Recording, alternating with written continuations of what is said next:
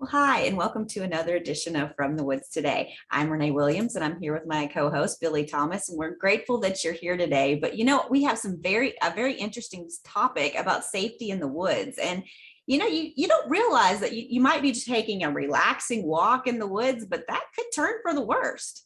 Yeah, so we're glad to have you all with us today. We've got a couple of great speakers we'll get to in just a second. But if you're joining us via Zoom, you can use the chat function. And if you're on Facebook Live, you can use the comment section and we'll respond accordingly. But yeah, Renee, today we're going to talk about safety and kind of maybe some survival skills, if you will, if you are out in the woods. And certainly, we go out in the woods often with happy thoughts, or maybe we're going to try to do some work. But if things go wrong, we need to be prepared for those. So we've got a couple of presenters here today that some of our team have already had a chance to work with on some other programs.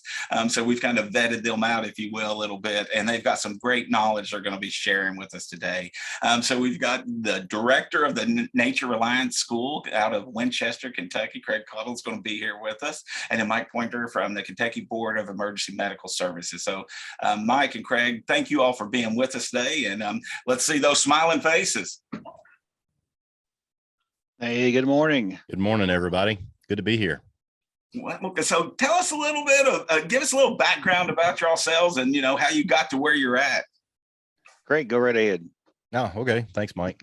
Craig Cottle, director of Nature Reliance School here in Winchester. I learned of this concept of the citizen scientist from the University of Kentucky.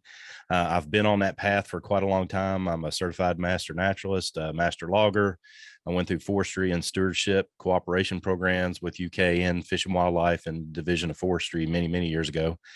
And just because I like being in the outdoors, I'm a woodsman and I like being out there. I like doing fun stuff in the woods. So I started Nature Reliance School in 2006 as a means of training others on how to be safe. That includes safety, survival training, land navigation, tracking. That's exponentially grown to where we started teaching just friends and family and like a lot of businesses like that. And now it's grown. I regularly train state and federal law enforcement officers, the United States military and universities and all sorts of fun stuff. Wow. Very cool. Extremely. Well, I'm Mike Poynter, and I'm the current executive director for the Kentucky Board of EMS. Paramedic by trade. I've been a paramedic for, oh my gosh, close to 40 years. I know I don't look that old, but I'm not a city person by heart. I live in Lexington with my family now. Our office is here, but I was raised around Mammoth Cave National Park, and I was outside after school till dark. And I love the outdoors. And during my training, I actually worked at the park as a guide for a trail above the ground and had a blast. And that really got my interest going. And I wanted to move to the big city, so I moved to Louisville, worked for EMS up there, and flew on a helicopter. So I got a little taste of both worlds, and ended up in Lexington flying for the helicopter here at the Trauma Center for close to 20 years, and also worked with the FBI on the SWAT team as a tactical medic. So I was a type A personality, at either 100 miles an hour or asleep. That was it. So pretty much it. But met Craig a few years back, and we just kicked it off. And then, the things we do sort of intermingle, and we're hoping to help some other folks out to make it safer and be more knowledgeable. When out something happens and you're walking in your woods and something happens bad to you, is that the way it really happens, or are those out there a little bit? No, that's not the way it happens. That's entertainment, and it's there to sell commercials, and they are entertaining shows, and there are some things that you can learn from them. That's why I typically refer to them as edutainment. There are some educational snippets in there, but primarily they're to entertain. I like to look at the statistics. Thank goodness for the University of Kentucky. I have a degree in statistics from UK. But one of the things that I can take from the statistics is there's literally just the highest percentage of people that go outdoors every day, whether it's biologists or foresters or woodsmen or whatever. They go out, they have a good time, they do what they're out there to do, and then they come home, and we just don't hear about them. And it seems like the entertainment industry wants to focus on the worst case scenario. That doesn't mean we don't prepare for that, but it's something to consider that there's just millions of people every day that get out there and do what they're supposed to do and have a good time and come home. And I think if we can focus more on what those people are doing, rather than what people are doing wrong. I mean, understand what happens wrong and how to prevent it for sure. There's a lot of preventative measures to take, but realistically, let's go out there and have fun. It's not something to be scared about, and do what we can to take care of ourselves.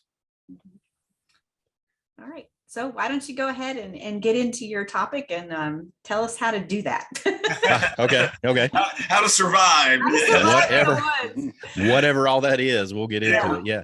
I think the big thing we've got to look at pre-event, during the event, and post-event, and what we can learn from different situations, whether it's in our own experiential knowledge or it's in research and study and even watching TV or whatever. But the big thing I like to impress upon people is no matter when you're going out, you need to tell somebody that you trust 3 things. You need to tell them where you're going, and this next one's very important, so listen closely, when you expect to return home, and who you're going with.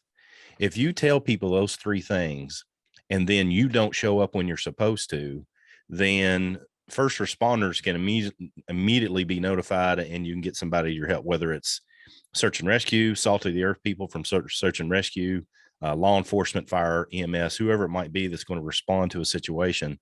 They can get to you much sooner, and the quicker somebody can get to you to help you, the better off. With that said, I think the big thing to keep in mind is if there's a lost situation, which quite frankly doesn't happen as much as it seems to happen on TV. But if there is a lost situation, I was teaching a 4-H group last night, and there were some kids that were horse riders, part of the equine program, and they literally got lost on a horse ride and didn't know where to go, what to do. The biggest thing I can tell anybody, child or adult, is when you get lost, sit down, wait. Because if you've done those 3 things, tell somebody where you're going, when do you expect to return home, and who you're going with. When you don't show up and you sit down, it's easier for first responders to be able to respond to that situation and find you than it is if they have to go through millions of acres of national forest to try to find where you are. Does that make sense what I'm saying? Oh, it makes great sense. Yeah. I think people might maybe panic or whatever and then start wandering around, but staying where you're at is probably good. Huh? I think people think, oh, well, I'll get out of here. I'll find where I was. And sometimes they just don't. It's true. One of the things, and there's so much we can talk about, right? And with the time that we have, one of the things I like to impress upon people when you're hiking, even horseback riding or whatever, take an opportunity to look back and look the direction you're coming from, so that when you do turn around and go back out, it looks familiar. And again, I want to emphasize self-rescue is something that you can do in a situation where you have ample amount of experience and navigation and stuff that go along with it. But most of the time, the vast majority of time, the best thing to do is sit down and let these search and rescue folks or first responders come get you. That's critical. Mike, you got anything you want to add to that? No, I think you're right on, Craig. And something that just stands out in some of my experiences out in the woods, of course, in the summertime too. In the summertime, what's your primary color that you see out there? Is green. You want to do the opposite. You want, if you're wanting to be seen, you want to have something orange, yellow, something that stands out. I always carry a orange bandana with me. Simply enough, Right. just you can use a bandana, and we'll get into that, some of the different ways we can use a bandana later. So, but just things like that. If you're lost, like Craig said, don't sit down, think about it, let the rescuers find you. We have a tendency to just sort of speed up. And I've had a lot of folks that we've searched for are just running through the woods, just trying to figure out where they're at. And that's not the best thing to do. So, Right. So what kind of thing? Oh, go ahead, Billy. I was going to say, I was thinking you mentioned that, Mike, and I've got some experience around the Red River Gorge, and running in the woods up there is not a smart thing. You can be off a cliff in just a few seconds if you run around there. Right. Especially at night, we have a lot of calls that we've responded to at night, and you can't see the trails. And you're right, there's a lot of vertical drops out there, and we've seen a lot of serious injuries. So what kind of things can we do if we do get lost and have an unplanned event? Well, from my estimation, there's about 3 ways that we've kind of settled on at Nature Reliance School in the way that we teach people that are new to the concept of survival. And really, survival is just the cool word, right? It's the cool word that has real good Google foo attached to it. People search for survival, but really what we at Nature Reliance School teach is safety. It's really safety mindset. And a few of those things that we like to share that works is the first one being what I call the 4 puzzle pieces of survival. You have mindset, skills, tactics, and gear. As you watch most TV shows and you talk to most survivalists, if you will, if that's a proper term, a lot of people focus on skills like shelter building, fire building, water procurement, and stuff of that nature. And they heavily get focused on gear, thinking that, okay, if I get the right knife, I get the right pack, if I get this, if I get that, then I'll be okay. And realistically, the two things that get missed most often is mindset and tactics. Mindset is just pretty much what Mike was just suggesting, which is how do we go about, and we'll talk about this in a little bit, how do we go about keeping ourselves calm? How do we control our ego? The thing that one of the reasons I'm here today and running Nature Blind School, because I've almost died a couple of times on different trips. And both the 2 times that I got really close were because of ego as a young man. Ego kind of drove me to do some things that I should have never been doing. And if we can learn how to control our ego, have awareness, be more mindful of what it is that we're doing, paying attention, pre-event things that we discussed earlier, that's all mindset development. The tactics portion of it is just, it's not about shoot, bang, bang, pew, pew type stuff. It's literally about how do we work effectively with other people. And those people can be people in a unit, an agency, a team, like we do with the military or law enforcement, but more often than not, it's our family and friends that we go hiking with. It might be some of you folks from University of Kentucky that go out and do a watershed survey or do a forest stand improvement, cruising or something. I mean, some of those natures, who are we going with? When something happens, do we have proper communication skills, leadership skills? I might be out there doing a timber stand cruise and twist my ankle with a group of people. If everybody freaks out, then that situation degenerates quickly. I want people surrounding me that know how to stay calm under stress. So that's what we talk about, tactics. The other one, and Mike, jump in here anytime, okay, please, as I'm going through these. The other couple of things that we like to utilize is an acronym, the first one being an acronym that we call STOPA.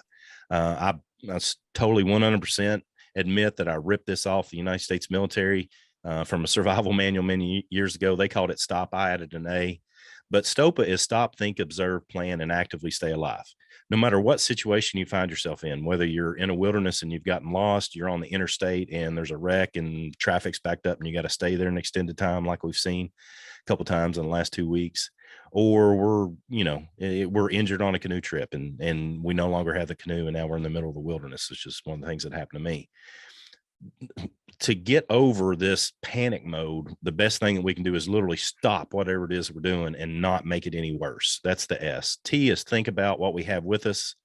What do we have on our person? What do we have in our packs? If we're carrying a pack, if we're in a vehicle, what's in our vehicle that we can utilize for survival as far as gear? Then after we do that, we do O, which is observe our surroundings and basically look and realize, okay, I've stopped, I've thought, I'm missing this. Okay, what can I take from my surroundings to utilize to affect my survival? That's O. P is make a plan. That's very specific for groups, but that's also within your own head if you're by yourself. And then A is actively stay alive. So when I say actively stay alive right here in your noggin. You've got to have a reason to stay alive. There's all sorts of, one of the things that I think comes across in a lot of the TV shows is mindset development as far as actively staying alive and having a reason to stay alive. So does that make sense, you all? Yeah, STOPA, as far as STOPA is concerned. Okay. Then the last piece of this is what I call the law of threes, which is once we've stopped, we've thought, we observed, we plan, we're starting that actively staying alive. We've got to have some sort of procedure that we can utilize in our heads, at least, to help affect our survival. And what I mean by that is what we refer to, and again, I ripped this off the United States military. It's not copyrighted content, just so everybody knows. What's what we call the law of threes, or oftentimes called the rule of threes. You can't live more than 3 minutes without blood flow and oxygen flow. You can't live more than 3 hours without maintaining your core body temp. You can't live more than 3 days without water. You can't live more than 3 weeks without food, and you can't live more than 3 months without human assistance. And what that tells us, and that's a real general understanding, it's just a basic framework of understanding of what our needs are, so that whenever we find ourselves in an event where we need assistance or we need to survive, if you will, then we see this all the time. And I'll give you an example. An example is that when snow's coming in Kentucky, everybody goes to the grocery store and buys milk and bread or whatever it is, Nutter Butters. I like Nutter Butters. I don't know about you all, but I like Nutter Butters. I love them. So everybody goes to the grocery store and gets whatever they feel like they need. That's one of the last things that we actually need in even a short-term event, because we can last a long time without eating.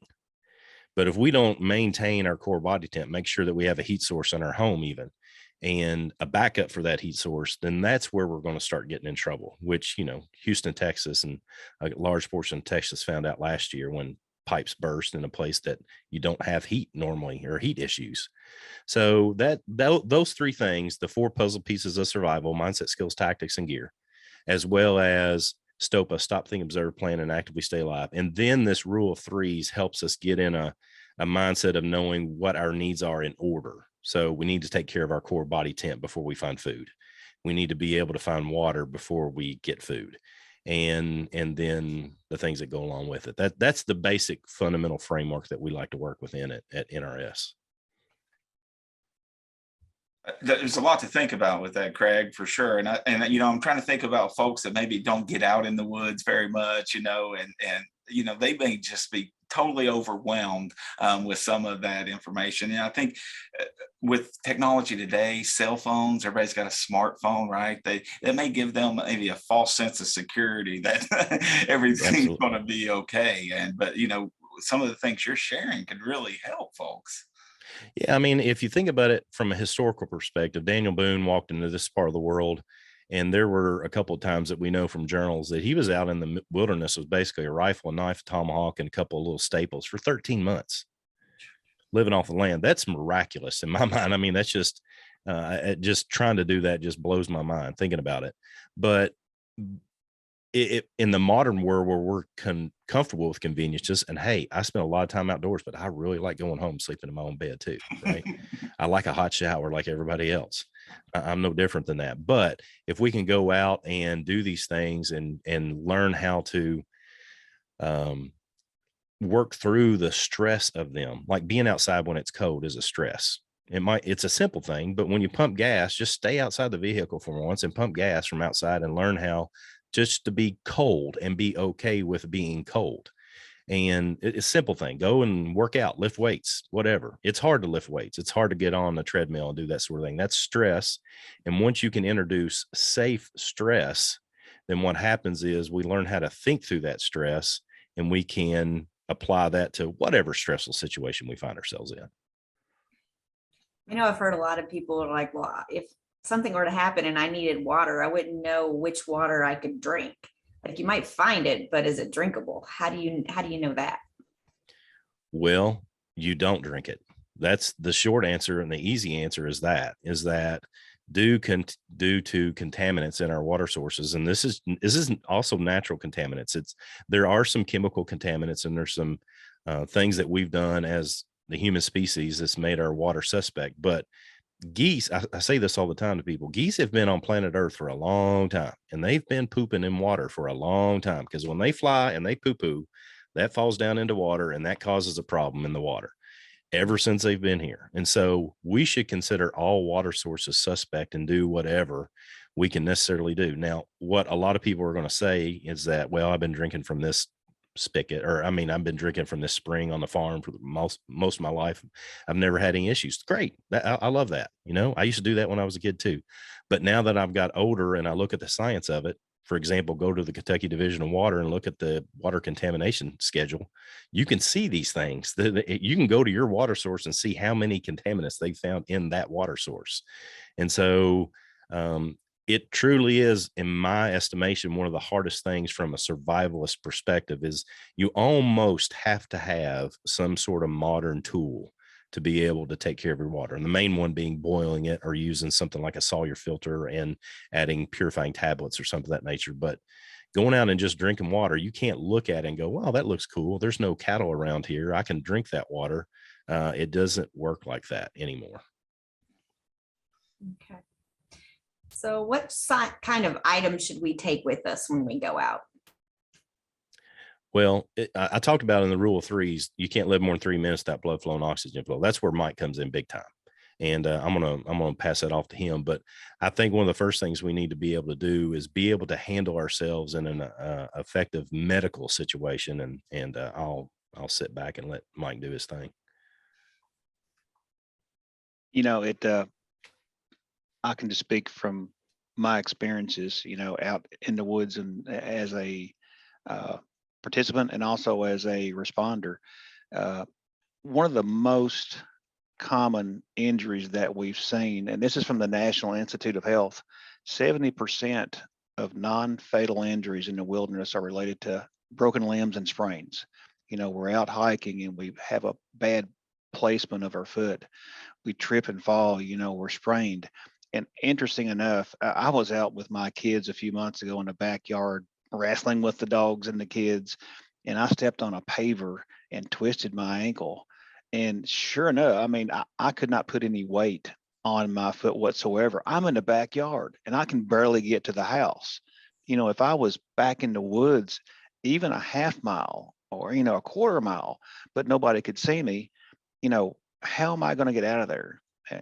Have I got a cell phone? Have I got a whistle? Did I tell anybody that I was going back there? Are they going to look for me or find me like a week later? Little things like that. And as we get older, I didn't think about this when I was younger, but, younger, I could run into a wall and just, brush off and get up. Now, when I fall down, I don't get up as fast. So, that's something to think about, the injuries that we might see. And that's the most common. Some of the things we want to think about. When I was with the SWAT team, I was the what if guy. Basically, I was the medical officer. I was the what if guy. What if this happens? What are we going to do? We spent weeks back in the woods. We spent weeks in arid regions where it's hot and there's no water. But I'm the what if guy. So what I had to plan for is, these are our normal circumstances, but it's just like if you're taking a hike in the woods or if you're working in the woods on a farm, what if you fall down and nobody sees you? Do they know where you're at? What do you have with you?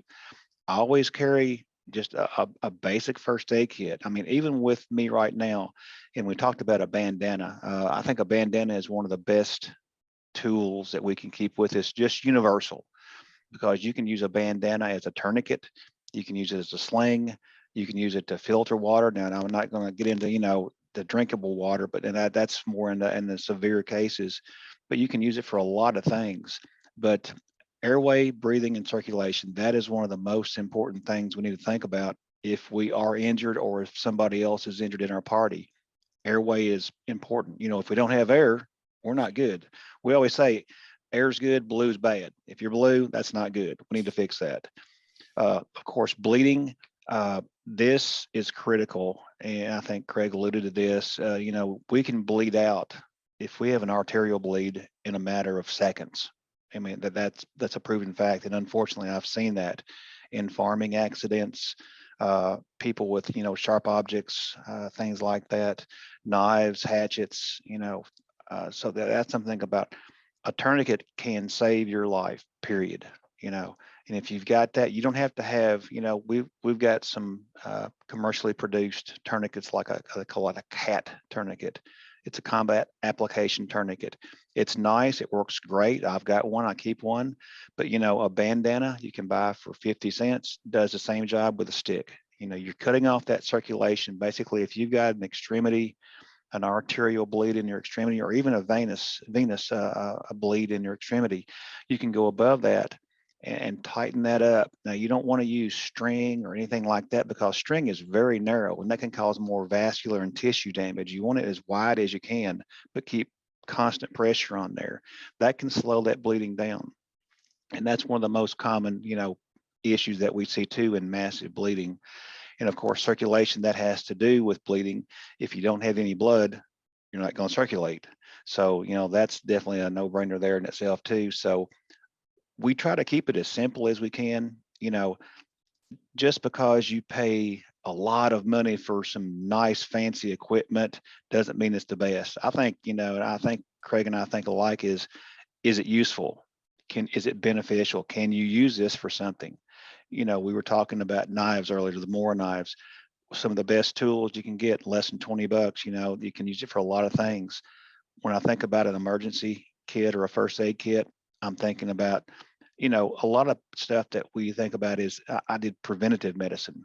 A lot of things that we saw were blisters, and I've been out on a hike and got a blister, and it's the most uncomfortable thing. If you got a blister with boots on and you've got 2 miles to go, it's hard. So things like that, Band-Aids, antiseptic, sting swabs, stuff like that. But just keep it as simple. If I'm out on the trail by myself, I've got a kit that I just carry in my side pocket. So nothing elaborate. Fancy is not always good. And would you agree with that, Craig? Yeah, I mean, I'm a big fan of simple things as best we can. I think one of a few of the things that I would like to mention are the aforementioned knives, because they just do so many different things. I'm a big fan, a huge fan of 55-gallon drum garbage bag. 55-gallon drum and garbage bag, you cut a hole in the bottom of it, put it over your head, you got an immediate rain jacket. You've got an immediate block of the wind. You can fill it full of leaves, lay it on the ground, and you have basically a mattress to keep you off the cold ground. You can set it up and use it as a tarp setup. A 55-gallon drum is just an incredibly useful piece of equipment, and it satisfies what I call the trifecta of survival supplies. It's cheap, it doesn't take up much space, and it doesn't weigh much, so it's easy to carry. So these are the 3 things that make it easy for you to get something like, or be able to get something like a garbage bag. Over and above that, the bandana. I've got a video on YouTube for your listeners or watchers if they want to watch it, called 101 Uses of a Bandana. Just be aware that 80 of them are real good and 20 of them are the entertainment thing to make people watch it. Like some of it's really bad, you all. I'm still shocked with 80 though. It is. I've seen the video. The 80, yeah, it's bad. It's those 20 are there for the entertainment. The other 80 are really good, so that I can at least get that information out. And then I'd like to go with the idea of communications, some way of communicating. And I like to have a pace plan of communications, primary, and then on to back yourself up. Meaning, yeah, most of us carry cell phones of some type. Also carry a battery always when you go to the field, so that you got battery backup.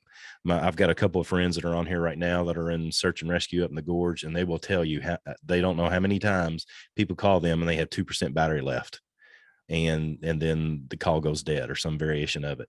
Another one is fire starting tools. You take those items right there, which are basically the IFAC that Mike mentioned: garbage bag, bandana, communication tools, and fire starting tools. And then you can do what I call have an uncomfortable night outside. You won't feel great. You won't feel like you've been to the spa and stuff of that nature, but you'll survive if you know how to utilize those tools effectively. And so those tools in and of themselves can literally fit in a pocket if you pack them right, particularly a cargo pocket. I'm a big fan of carrying at least something like a fanny pack or a small over-the-shoulder bag or something simple where I can carry those things a little bit more easily. But I don't go out. I mean, I'm Craig Cotto. I spent 2 30-day trips in the wilderness by myself with a knife and survived to tell about it. I teach people from special forces down to little kids like I did last night. I always take those items when I go outside. Always. So I'm saying I have a lot of experience, but I always take those things with me every time, because most of us are going to go out and return. Everything's going to be fine. But quite honestly, things just happen that we cannot expect. And so we want to be prepared for those as well. And, I don't want to get too far off of the topic here, but, like Craig, I keep supplies with me in my pants with me at all times. I've got a kit in my truck that's a little bit larger, a little more equipment, a little more elaborate. And then I have one at home, actually. It's a backpack. It's sort of a bug-in bag, I guess you could say, if the electricity went off. Just things like that, emergency radios, batteries, things like that. So not to get too far off topic, but, that's something to think about too, especially in today's time and economy and what's going on in the world. Yeah, I was just thinking, gentlemen, I was out the other day with a tree farmer and he'd been out working and stuff. And I was thinking, he was showing me all of his equipment, the chainsaws, the chemicals, he even had his chaps and all of that information. But I don't know that he had hardly any of the things that you just mentioned as well. So, I'm thinking about all those folks that get out in the woods regularly, if they could just add a little bit to their kits, right? Some of those things that you all talked about, it would help them out a lot. So really, Right. And like we said, it doesn't have to be expensive, top of the line equipment. Some of the basic stuff, Greg, garbage bags. I mean, you can buy 50 of them for, $6. I mean, and knives, they're not expensive, a bandana. And like I mentioned, alluded to earlier, I keep an orange bandana with me. So if, you're in the woods, the primary color, if you've got a thick canopy, nobody's going to see you. But if you've got, somebody looking for you in aircraft or by ground, orange really stands out good in that contrast. So just little things like that we don't really think about. So it sounds like you should have a preparedness pack no matter where you are, because like you said, those people that were stuck on the interstate, if they had a kit in their car, they probably would have been more comfortable. Yeah, I mean, and this really gets into the weeds, and this is what Mike was trying to avoid. But survival and prepper folks are all about go bags and get home bags and all these things that go along with it. And there's nothing wrong with that as long as you know how to use the equipment in it. And this is why I talk about the mindset, skills, tactics, and gear. If you've got the greatest kit in the world and you don't know how to utilize the tools that are in it, then you're wasting your money, you're wasting your time. So just some fundamental things that I would keep in my car for that situation. Blankets. I mean, you gotta go back, hot hands, blankets. You got to go back to that rule of threes. What's the thing that we need? I have a first aid kit in my car that takes care of the 3 minutes if something happens. And then I've got the things that help take care of my core body temperature. That's basically blankets and hot hands. Sleeping bag if you got room for it. These are just the ways that we can systematically look at what our needs are and go, okay, I've got to take care of those. If I get stuck on the interstate for 3 hours, I need those things. And adding to that for communications is some sort of battery backup for your phone so you can communicate effectively. Right. So just to wrap up a little bit, I wanted to ask you all if you had like each of you maybe a scenario that went bad and you can say how it went better.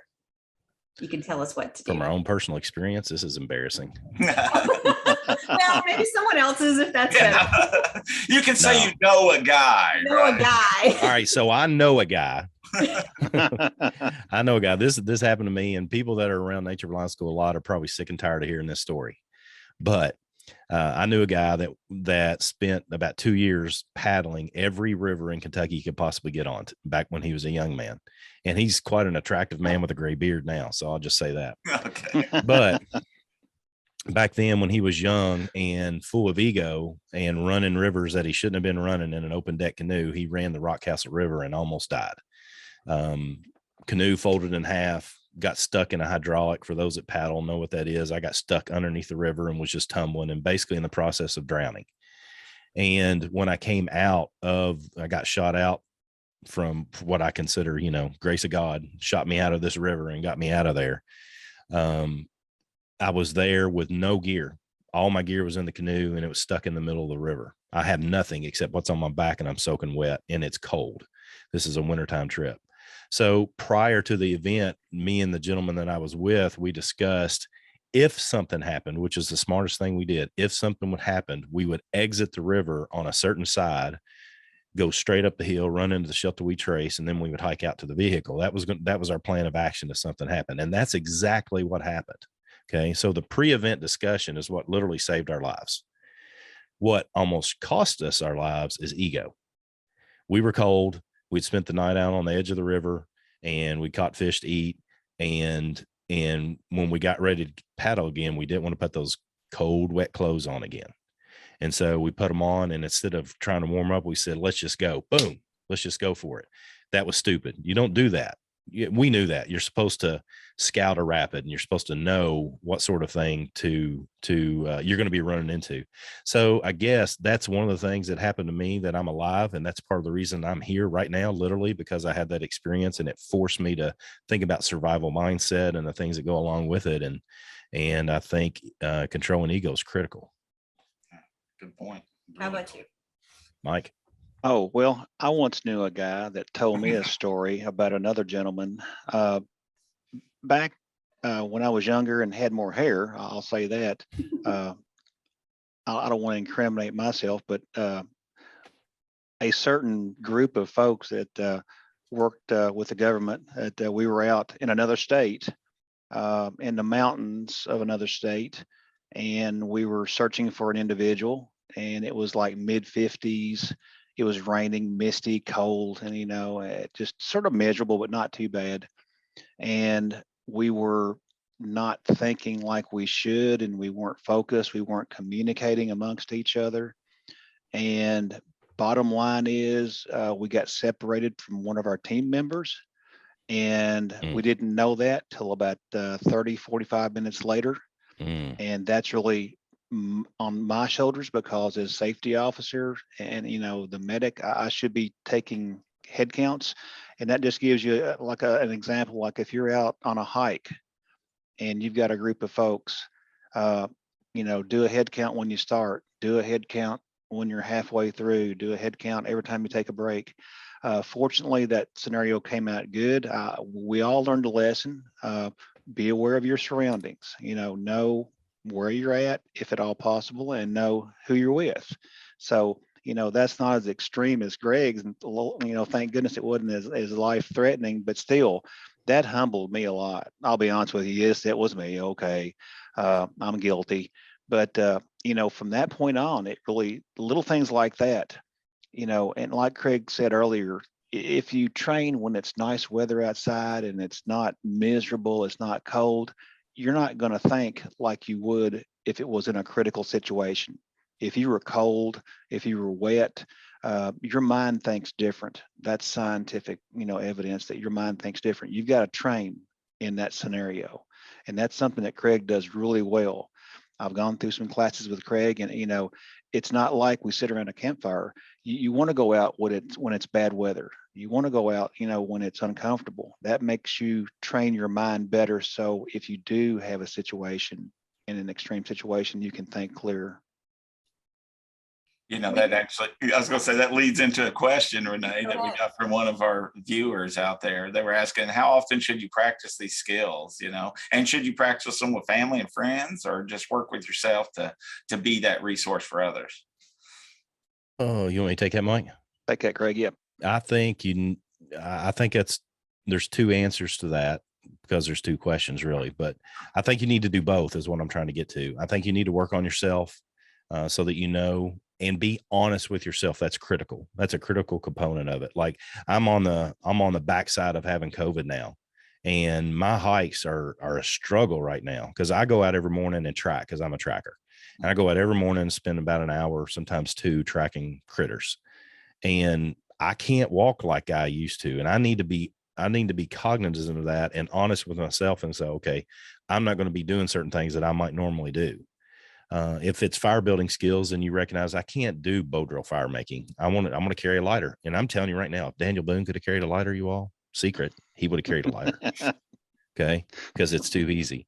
But I need to know what my skill level is and adapt to that. And then, particularly if I'm the mentor or the leader of a group of people, then I need to be honest with them. And I'm not saying beat them down. It's not, survival is not about being like a drill sergeant. I think a lot of schools do that, and I think that's the wrong approach. We need to take a look at it and go, okay, these skills are what you, Mike Poynter, have, or you, Billy, or you, Renee, whatever your skill set is. And let's try to build that skill set up and be honest with one another. That's why I love being surrounded by people that are smarter than me. Mike Poynter is one of them. The other people that surround me are just quite intelligent, very adaptable, very educated, very knowledgeable people. And then I learn by being around those people because they're honest with me. And I think that's a critical component. But to get to the time of it, to answer Eric's question specifically, as far as outdoor skills, do it. do it as much as you possibly can. You know, if I were to put a number on it, do it at least once a week, spend time outdoors once a week minimum. I would recommend you get outside every day, even if it's for 15 minutes. 15 minutes, you know, just get out and spend some time outdoors. When I was a younger person and my kids were little, we didn't have a lot of money. And so the best amusement park in the world is the Daniel Boone National Forest. I'm telling you, there's so much cool stuff to do there. There's creeks to look, rocks to throw, and logs to dig under. And that sort of stuff's invaluable training and fun. And you can make it work within your unit, whether you're a couple living in an apartment or in Lexington, or a family of 5 living in, you know, a small house in a neighborhood in Winchester. And something just real quick, it just to follow up on that, and this is another experience. Don't let ego make decisions for you. I was out. It's been a couple years ago, I guess, with Craig, and I had my kids out. We were out doing some just basic trekking, hiking, and just out and about. And Craig come out with these trekking sticks. I'm going, yeah, whatever. I don't need those. You know, I'm young, beating on my chest, and you know it. He told me, he said, you know, it helps your balance. And, you know, I didn't think about that. You know, growing up in the woods, I never used trek. I used a hiking stick occasionally. But, you know, the older you get, and that's something I've got to think about now, you know, your joints aren't as viable as they used to be. And I started using trekking sticks, and now I don't go out without them because it helps your balance. And the older you get, you know, and also, you know, I take an aspirin every day. So if I get cut, I'm going to bleed more. You know, things like that. So, you know, don't feel like that you know everything. You do not. And I'll just throw it back at Craig. I've learned so much from him. You know, I think everybody specializes in different areas, you know, and I think that's where everything blends together. So, you know, the people you're with, they might have knowledge in something that you have no idea about. So, you know, use that to your best potential. We have a couple of comments on Facebook as well, that someone recently saw a post that you can change your phone message to indicate the best information on how to locate you, and it'll play if someone calls, even if your battery is dead. I haven't heard that. Have you all heard of that? You want me to hit this, Mike? Take that. Yes. Okay. First off, I want to thank the person that shared that, because this brings up a wonderful topic, which is there's a lot of viral information that hits social media that's quite frankly not very useful. And this would be one of those pieces of information that it's very seemingly helpful, and it goes viral. And because we see it everywhere, then we think that it's good advice, and it's just simply not. The better thing is to tell someone that you trust where you're going, when to expect to return home, and who you're going with. Because dependent upon cell coverage, there's just a good chance you're not going to be able to save that message and change it. You're just not going to be able to. And it's rare that very, very rare people that find themselves in unexpected events are in situations that by the name unexpected event, it's an unexpected event. So it's not like you're thinking about changing your voicemail message before you go out.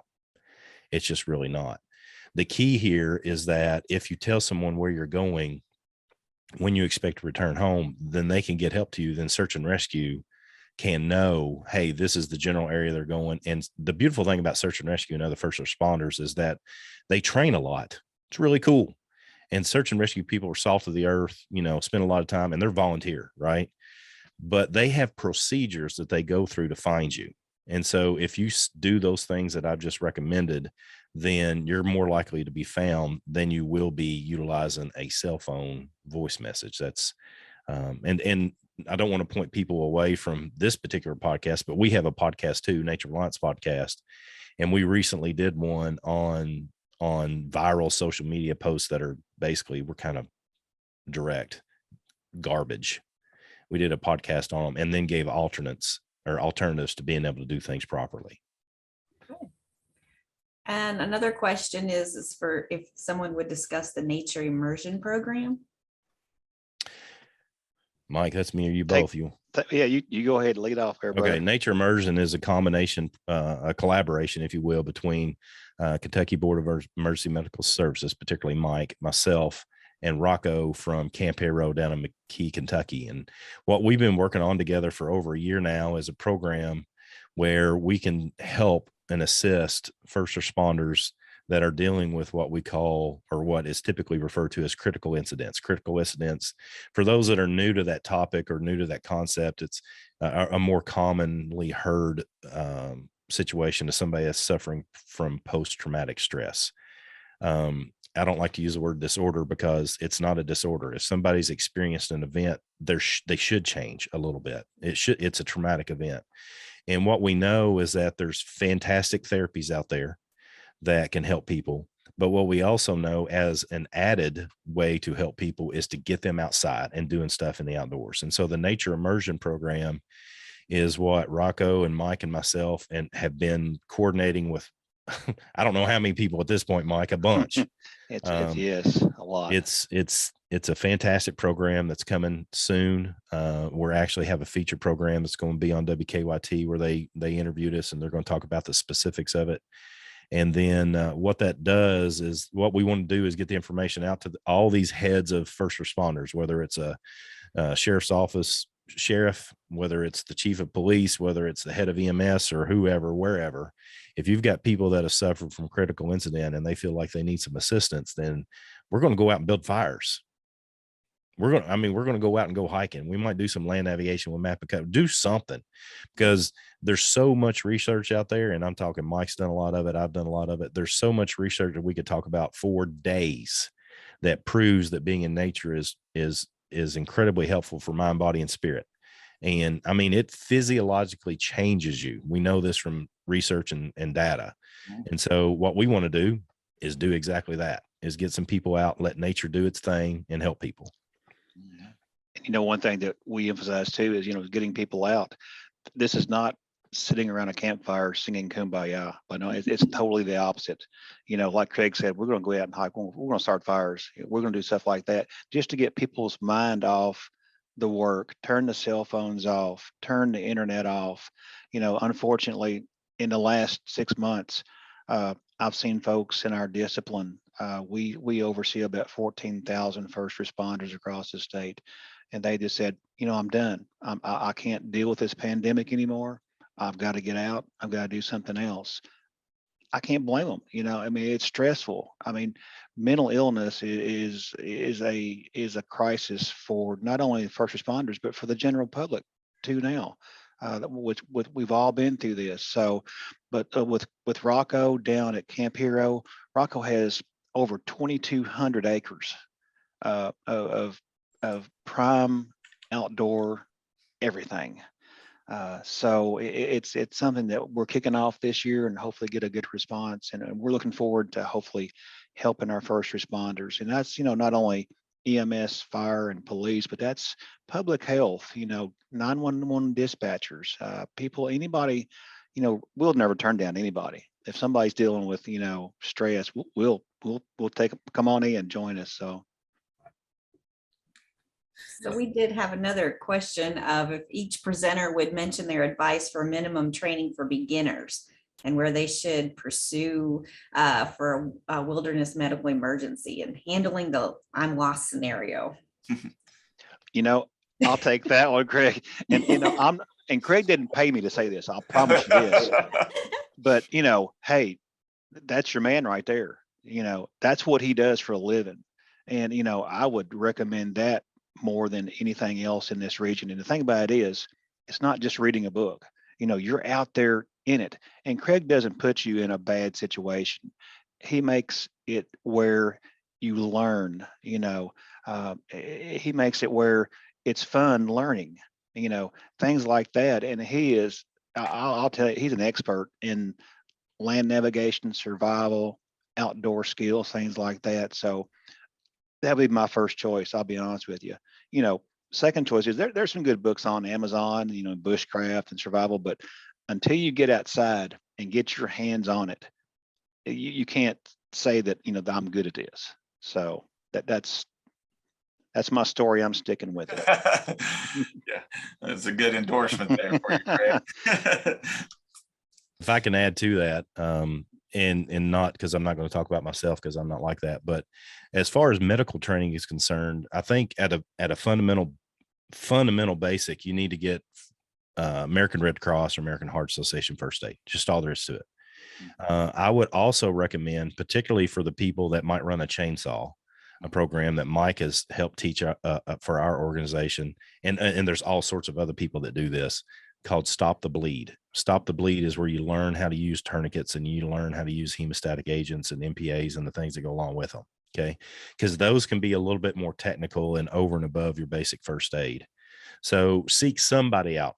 Obviously, we'd love to have you join us, but we're not here for that. We're here to help people today. And so find somebody that teaches first aid, find somebody that teaches Stop the Bleed, and get in training with them as best you can. Red Cross, American Heart Association. I'll be glad to, have a Stop the Bleed class. I know we're going to do one for our Master Naturalist class, hopefully in the near future.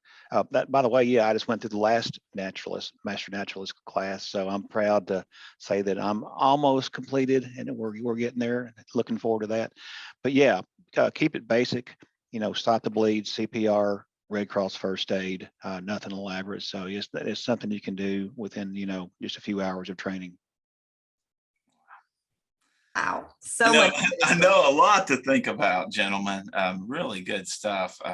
And so many more things we want to get you all back for in the future. So I can't thank you all enough for sharing all your expertise. It's really good stuff. And hopefully it can help some people out there and help our viewers and listeners. So we thank you so much for sharing today. Hey, I've been a fan of this podcast and this show before I ever got on here. I mean, it's kind of an honor to be here for me. So thank you all for asking, and we'll keep listening for sure. And I'm always, and I know Mike is too, always at the ready to come on whenever you want us to help any way that we can. Well, any topics that you can think of that would be good for our viewers and listeners, please let us know, and we will definitely get you back on. Yeah, sounds great, you all. Yeah, again, thank you, gentlemen. Really appreciate y'all's time and your presence. Thank you all. Hey, thank you for what you do. You all do important work. Keep at it, please. Yes, absolutely. Thank you. Thank you. Well, folks, we're so glad that y'all were able to join us today. It was a great show. We covered a lot of good content on staying safe.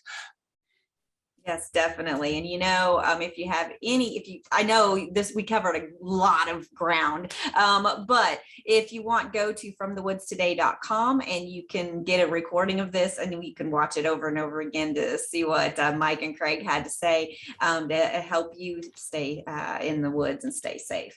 Yeah. And if there's something you'd like to see on a future episode, there's also a little survey there. It's fromthewoodstoday.com. Just complete that and we'll consider that for a future topic.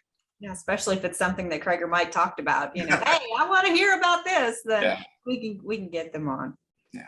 All right. Thank you all. We greatly appreciate it for watching, and take care. And we will see you next Wednesday at 11. Right. Bye. Bye, everyone. Bye. Be safe.